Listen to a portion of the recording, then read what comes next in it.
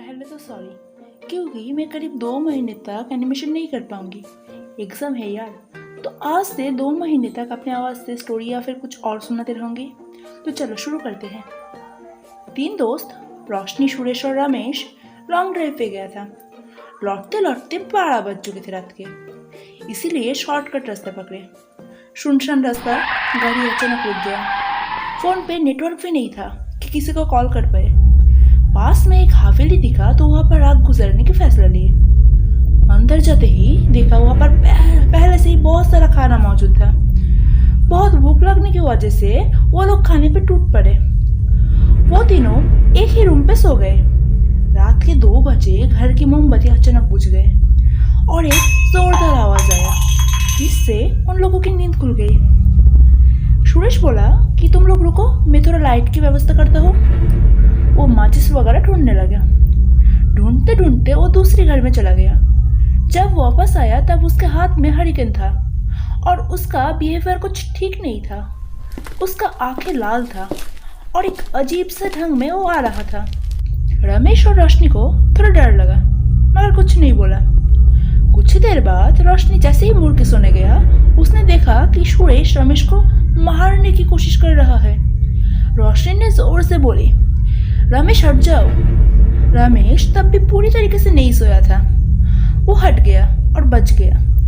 रोशनी सुमेश के पास गई तो उसने रोशनी को जोर से धक्का मारा। रोशनी बहुत दूर जाके दीवार से टकराई। रमेश और रोशनी समझ गया कि सुरेश हो ही नहीं सकता।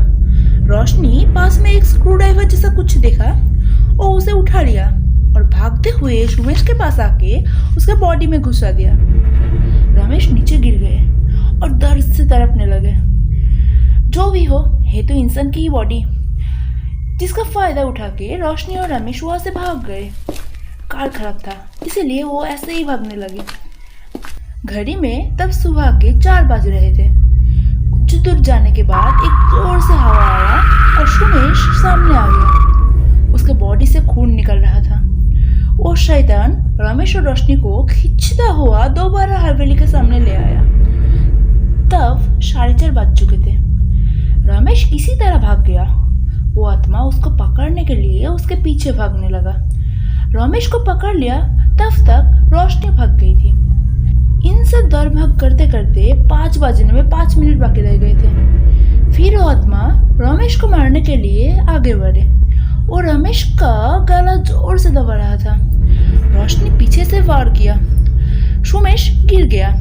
कुछ ही सेकंड में वो दोबारा उठ के रोशनी की ओर बढ़ने लगे। 5 बजने में 5 सेकंड, 4, 3, 2, 1। और जैसे ही सूरज की पहली रोशनी पृथ्वी पे आया, वो आत्मा रोशनी के पास पहुंचने से पहले ही जल गया और मर गया। बचा रहा सिर्फ सुमेश का राख। वो दोनों कार के पास गए तो देखा कार ठीक हो चुका था। उन लोगों का ड्रेस पसीना और खून से लथपथ था। फिर घर लौट गए और कहानी खत्म। तो कैसी लगी आपको मेरी स्टोरी? अच्छी लगी है तो लाइक, कमेंट और सारे दोस्तों के साथ शेयर कर दो और सब्सक्राइब करके बेल ऑन कर दो। तो आज के लिए बस इतना ही। फिर मिलेंगे दोबारा किसी और वीडियो के साथ। तब तक के लिए बाय।